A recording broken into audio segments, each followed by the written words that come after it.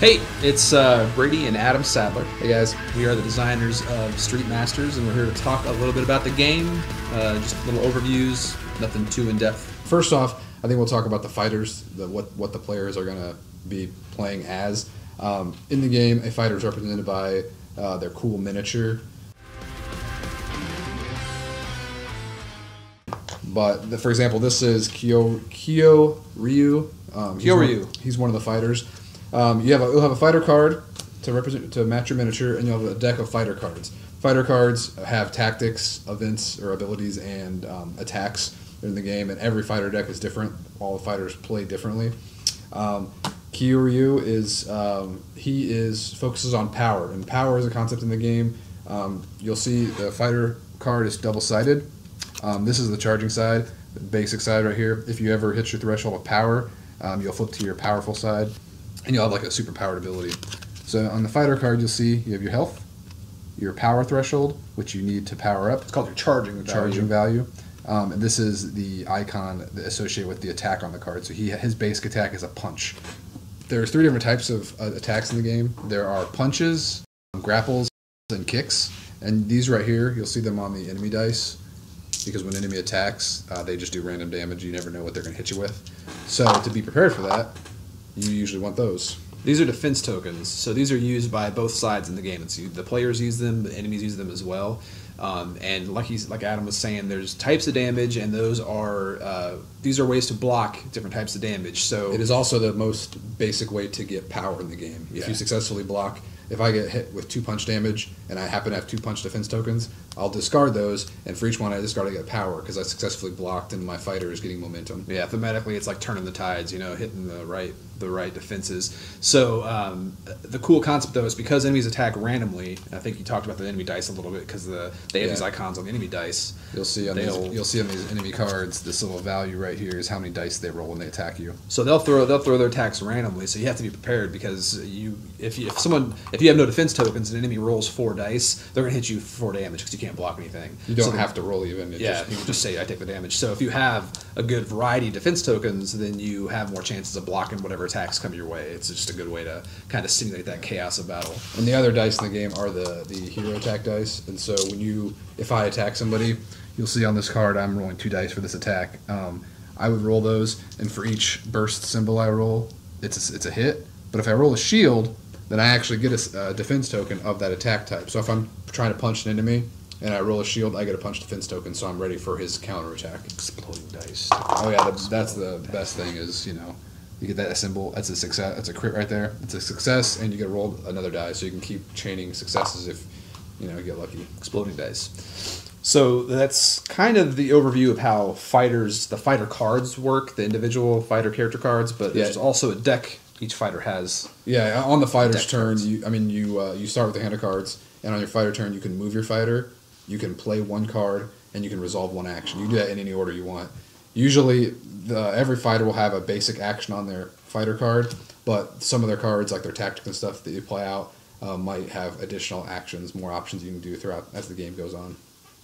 So yeah, the fighter turn consists of just doing your action, playing your cards. So each fighter can act independently, but you also have to resolve your threat phase in your turn. That's where the enemies come into play. So the enemy deck is each enemy in the game. For example, we have Dimitri, who leads up the Brotherhood, and he is a kind of a ranged fighter. He has a lot of he's an arsenal. He's got a rocket launcher. He's got a rocket launcher on his miniature. It's pretty awesome. But he's all about staying far away from the fighters, doing damage, and sending his thugs in.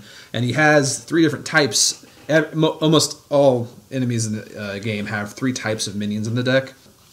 So the Brotherhood is made up of Anastasia, Drago, and Boris. Yeah. You can see their cards and their miniatures there. So the cool thing about minions are each minion card has a color type. They'll also have a shape for any colorblind issues. So if I draw this Boris on the start of my turn, I'm going to take the red Boris, and he's going to come in with the closest entry spawn point there. And if I don't defeat him in my turn, he's going to activate the end of my turn. So it gives fighters a little more motivation that they want to go after the minions that are in their threat area, because they will activate at the end of their turn. Yeah, in a typical game, your goal as fighters is to take out the boss. And the boss is going to keep sending henchmen in to kind of slow you down, just cause havoc and hopefully take you out before you. So the loss condition is if a fighter loses all his health and he's defeated, then the players all lose. Or if some scenarios, or we call them stages, will have conditions where if the boss completes objectives, he'll also win. The minions, just to finish up the minions, they are there to slow you down, but if you defeat them, you get some loot, so you'll get something out of it, and you'll get some, you'll buy some time also, so they're not totally, they are worthwhile to go after. Yeah, these loot cards are, like you said, you get to draw one if you defeat a minion, but also the crates that are on the board. If you walk over a crate token, you can discard the crate token and draw a loot card as well.